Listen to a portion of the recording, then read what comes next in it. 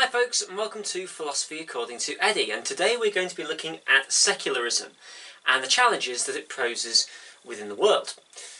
Secularism is the idea that religion has no place in public life, so that's in state institutions, in government or in law, and that it should be detached from public life.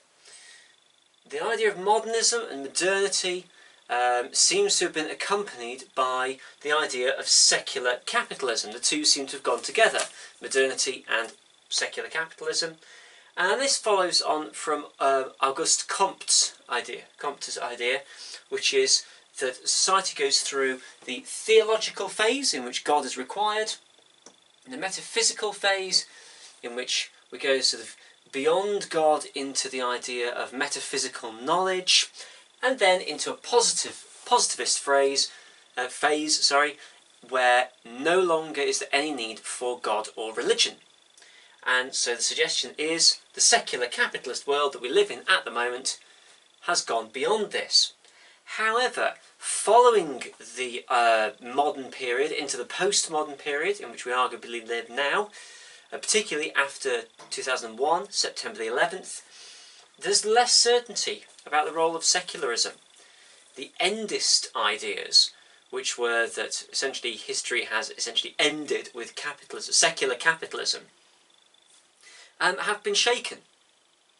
With the attacks on the Twin Towers, the revival of a religious fundamentalism across large amounts of the world, both Western and non-Western, it makes us wonder, is secular capitalism quite so strong? And Peter Berger believes that actually we are more religious than we've ever been, particularly in the USA and also in the Middle East as well.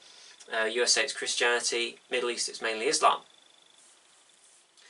So the question is secularization happening, and is it a good thing? Secularists really break down into two camps: the procedural secularists and the programmatic secularists. The procedural secularists suggest that no priority should be given to religion by the state. So religious groups are a group of people that the state needs to listen to, but the state also needs to listen to non-religious groups. It needs to listen to local community groups. And so religion isn't pushed away, but it's not given any special privileges. Programmatic secularists, however, go further and suggest religion should be removed from the state altogether. The French have done this with laïcité, which is the rule that suggests that government and state should be separate and kept separate. There is no place for religion in schools, for example. So the procedural secularists believe that the state shouldn't be religious, but the programmatic ones believe that religion should be removed entirely from the state, and a lot of them would argue the best thing to do would be to get rid of religion altogether from society. And this leads us on to wonder, is society becoming more secular? How is secularization occurring? Well, there's the formal and the informal secularization. These are sort of formal approaches, so government-led and top-down approaches to removing religion, making a country more secular. But there's also the informal secularization, and it seems, or it argued by some sociologists, that society is becoming more secular. People aren't going to church as much. More and more people are regarding themselves to be non-religious. However, is this really true? Are the number of religious people actually dropping? And are people becoming less religious? How is this being measured, and how is this being defined? Is it just from people filling in forms and saying, yes, I am not a Christian? Because if that's the case, then that's very much dependent on how was the form worded. Who was asking? When were they asking? Do people still go to church at Christmas, for example, if they're Christian? Or were they asking this in the middle of the summer? how is this influence measured? So are we looking just at people's responses, or are we looking at public holidays? Are we looking at the number of people who attend church regularly? And if that's the case, what about the fact that in the past, in previous generations, a lot of people went to church kind of because they had to, not really because they believed it.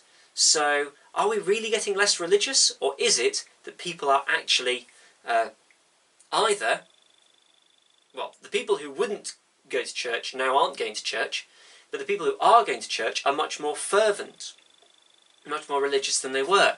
Because there are some suggestions that actually, if you look at the influence of modern churches, gospel churches, evangelist churches, there's even more and more people every year who engage with those churches. So the secularization question as to are we becoming more secular is a very difficult one. And when we're thinking about whether society should be more secular, we need to look to some key thinkers such as Dawkins and Freud, and of course David Hume, he's back again. But we also need to look at the responses from religious, or either religious individuals or those who support religion in society, such as Rowan Williams, Keith Ward, Jay Gould, Charles Taylor, Terry Eagleton, Alistair McGrath, and of course Peter Berger. So we will investigate as to whether this secularization is a good thing or not, whether it is actually happening or not. Secularization is often characterized as positive progress. Comte, Freud, Dawkins, Hume, all of them consider secularization to be a movement towards a better society. Comte believes that humanity is happier without religion and was very influential in this. Freud considered religion to be primitive, much like Hume did, so compared to Hume there. Hume thought that humanity was much better without religion. Dawkins goes even further and suggests that religion is in fact regressive and dangerous. So we'll start by looking at Freud. Freud built his ideas on Hume's idea of religion being sick men's dreams. Now, Hume didn't have any psychoanalysis background, any psychological background, so he had no real evidence for this. But Freud actually developed this evidence, and through his psychoanalysis came up with the suggestion of religion as wish fulfillment. The idea being that as a child you grow, you see the injustice in the world, and you long for security. And your parents initially give you security, but then you realise that they can't give security, and so your desires for security as well as other desires are repressed, and religion is a projected fulfillment of that desire. So you've repressed these desires for security and you project them onto religion. You grasp at religion to provide you with that security that you feel deep down that you are lacking. And considers it to be as well an obsessional thing. Religion, because it's repetitive, asking for forgiveness, it's obsessional, so it's much like it's even obsessive compulsive disorders, that going along and performing these rituals makes you feel better because of the obsessional nature. So overall, religion is a universal obsessional neurosis. It's essentially a psychological condition. This holds a lot of weight in a lot of atheists' thoughts and a lot of secularists' thoughts, but it has got its critiques. It's very reductionist, and Keith Ward very much criticises it for being a reductionist approach. It's reducing religion down to pure psychological activity, and it is more than that. I mean, religion is much more than that, and it's even more difficult to accept Freud's approach when you consider that he actually accepts his friend Roland's oceanic experience, which is a sort of mystical experience of being at one with nature. He accepts that as being something that definitely occurred and definitely has validity, even if he can't explain it. So there's really no adequate response that Freud can give to feelings and to the that affective experience that people have with mystical and religious experiences. So really, Freud is trying to reduce religion down, but then accept something that is mystical. It doesn't seem to make sense.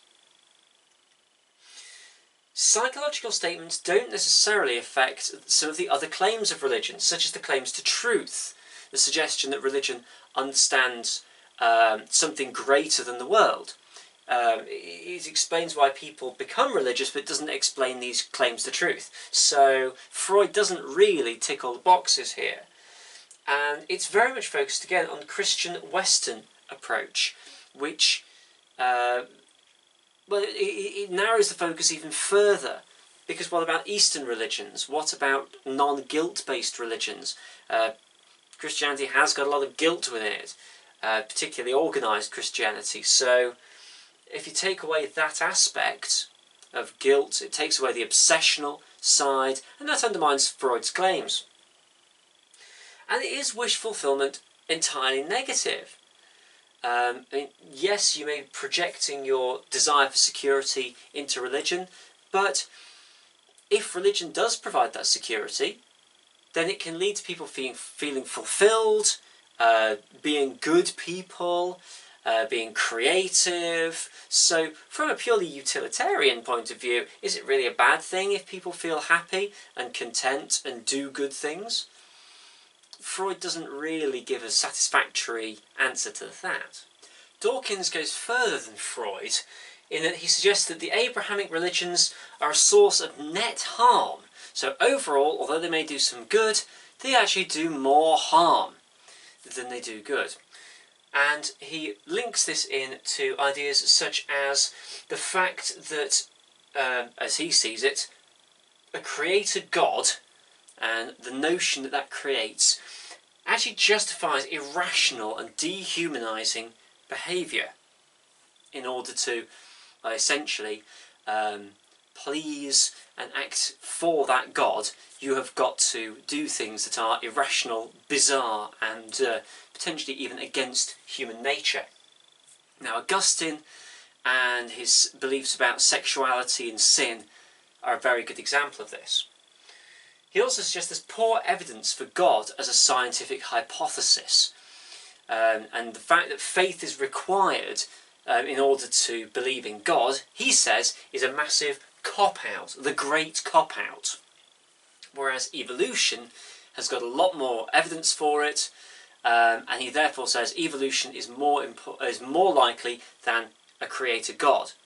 I mean, he is assuming that the two are separate, but we'll come back to that. He rejects Stephen Jay Gould's NOMA, or the non-overlapping magisteria argument. And this argument is the suggestion that religion and science are focused on two completely different areas of study. You can't study religion with scientific tools, you can't study science with religious tools, and so they kind of need to be left alone from each other. And Dawkins says this is wrong. Everything should be subject to rational inquiry, and if it doesn't stand up to it, it should be rejected. So religion should be rejected because it's weak, rationally speaking. He then goes even further and suggests that religion is actually a form of indoctrination and even child abuse. By labelling a child as Catholic or Jewish or Islamic, you are abusing them, because you are labelling them, you are suggesting they've got a set of beliefs that they don't have as a child, they haven't chosen, and you're forcing them into this mould. And he says that is immoral. It's been very popular from a positivistic point of view, but Alistair McGrath and his wife Joanna wrote The Dawkins Delusion to critique this. It's the major critique of Dawkins. So he suggests, and McGrath suggests, that Christians see faith as rational, and their claim is just as strong as Dawkins' belief that faith is irrational. So essentially it's two good claims against each other. Now Dawkins suggests that his claims have got more scientific evidence, but he is very positivistic, and he doesn't cover the fact that there's an element of complexity in religion and in God as to how God works and whether it can fit in with science. So what I mean by that is that it is equally valid to look at the complex world and believe in a complex God. And so Dawkins is suggesting there's a complex world, but there is no evidence for God. It's almost like where we don't know things, we say, oh, there must be God, God of the gaps. God sits in the gaps between science. But religious people would suggest that actually, where you see science, that proves God must exist. You know, science actually backs up God. The complexity backs up God.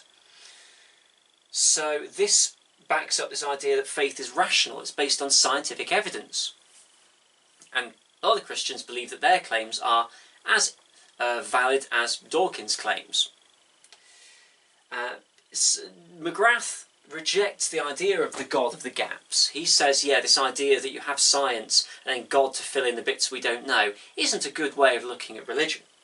But he also rejects Dawkins' suggestion that the God of the gaps is the only way that the Christian God can exist.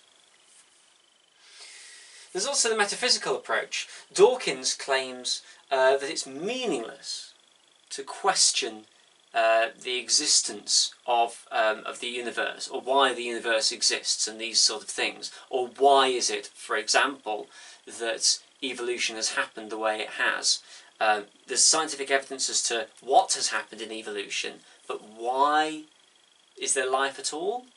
He suggests there's no point asking these questions.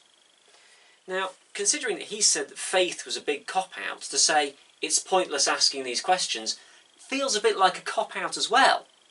So, if Dawkins is suggesting that faith is a cop-out, then McGrath would be suggesting that Dawkins is copping out of the big questions.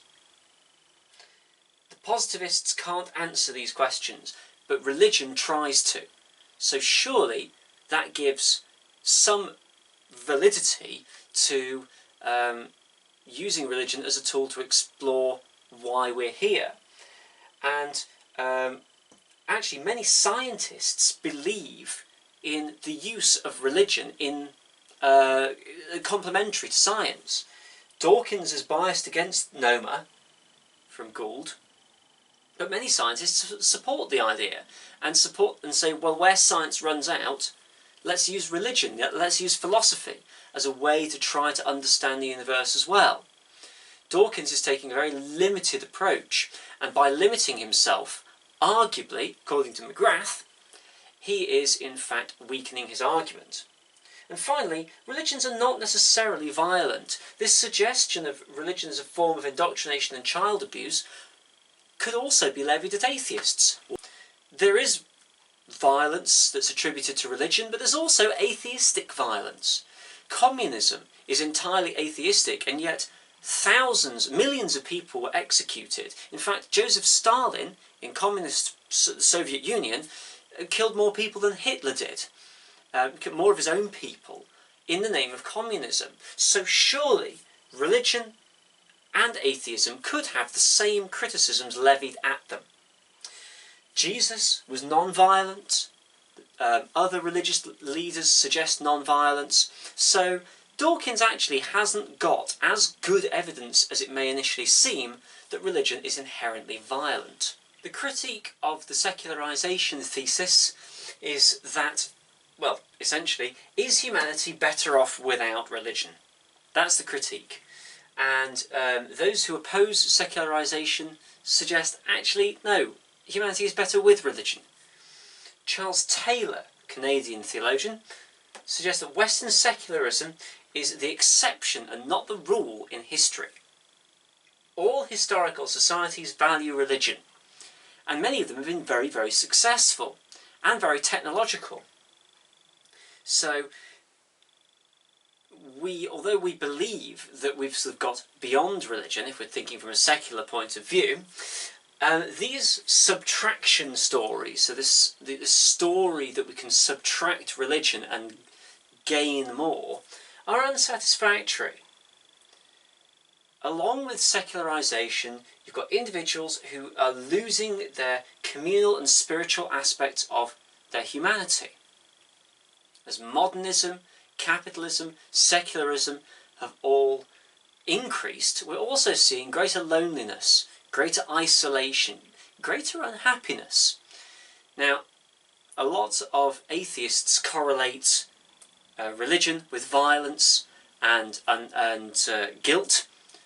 So, Charles Taylor argues, you can correlate a lack of religion with loneliness, unhappiness, and all of these things that we see in modernity. Regardless of whether you accept that side of it, the other aspect is that life's richness that comes through religion, through society, is lost when you accept the theory that there is this self-sufficing humanism, as Taylor calls it, this self-interested, self-contained secular human. And that leads to this kind of isolation and despair, if you like. And so therefore society is better with religion and the richness that it provides. Terry Eagleton takes a slightly unusual approach, as he's a Marxist Christian. He actually believes that Marx was wrong to remove religion and religion's importance, and that it has a part to play. Religion, as he puts it, is an exceedingly hard act to follow, one that secular capitalism simply can't meet. Religion provides so much that secularism cannot do. If you think about the arts, architecture, music, so much of it has been provided by religion, so much of that influence has been provided by religion. Secularism just doesn't seem to get people going in the same way. It doesn't inspire people. Nobody self-sacrifices themselves for capitalism. And speaking of capitalism, as a Marxist, Eagleton is very suspicious of secular capitalism. He thinks that it has led to a sort of privatisation of morals. So rather than having the richness of religious, moral understanding and support, people are becoming individualised, individualistic, privatising their own morality, and it's taking away the richness of guidance as well as the richness of experience, and so people become unsatisfied. And this leads to a loss of religious understanding, which feeds into toxic fundamentalism.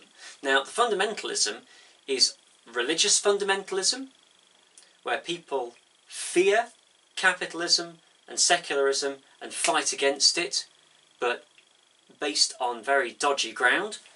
And then you've got the fundamentalist secular capitalists who fear religion and fight it based on very dodgy ground. So what Eagleton is suggesting, Terry Eagleton suggests, we need to understand and accept religion as a force for good in order to truly understand religious texts and such, and get rid of fundamentalisms. So as such, he reckons that secularism will pass eventually. It's a fad, and it is largely doomed because religion is too hard an act to follow. In practice, does religion have a role in public life? That's the question of secularism. I mean, secularism would suggest no, but there are others who would say yes. Rowan Williams, for example, who was former Archbishop of Canterbury, of the Church of England, says there's a role for religion in the form of providing checks and balances within the state.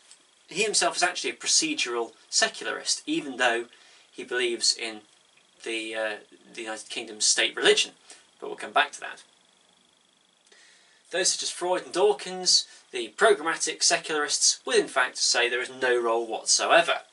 Dawkins in particular is very opposed to faith schools. And these are a big question. When it comes to education, do you include faith or not? Some would say that it's a negative thing. It creates isolationism within communities, and also for individuals, that people stick only within their own faith and don't experience diversity. There is poor scientific teaching, particularly around creationism within these schools. They could be hotbeds of radicalisation, and we have seen that actually in some schools in the UK, in Islamic and Sikh faith schools in, I believe, in Birmingham, and there have been a couple. There's been a few anyway, worth researching. It's not massively widespread, but it does happen. Some would say that faith is private and has nothing to do with your education, and so shouldn't be part of your education. And also, it can affect teachings of diversity. So you will learn about your faith, but what about other faiths? You may never learn about them. However, those in favour of faith schools would say there are no value-free schools. You're either learning to a secularist agenda or to a religious agenda. So really, there isn't a huge amount in it. It just depends on which one you prefer. They provide a moral and spiritual education that's an important part of life. See what we said about Charles Taylor and his views. They offer community cohesion. If you've got a community that's all one faith, it helps to bring everyone together within it. It gives better religious knowledge to those who are religious. They're very popular with parents as well, although that's not a very good example. You know, popularity isn't really a very good argument. However, what alternatives are there? Well, there's the procedural faith approach. There are schools, state-maintained schools in the UK, which are supported by, for example, the Church of England. But you learn about all other faiths as well. So that involves faith, but to a reduced degree. Or there's a programmatic approach, which is get rid of all faith whatsoever. You can learn about it, but there's no role for it within school. When it comes to government and state, the USA and France are real leaders in separating government and state. France goes for la laïcité, which is the law that separates state and religion. And the USA has got the First Amendment, which gives you freedom of religion. Freedom to practice whatever religion you wish, and that there is no state religion as well. Now this is very important. So you can be religious in any sense, but there is no state religion. And that's very important because particularly as there were migrants coming in to the USA with all kinds of religions and backgrounds, this allowed an acceptance of all of them to do what they liked and the state not to involve itself. However, there are those who think that a theocracy is a better approach, particularly in the USA, i.e. a government that is religious.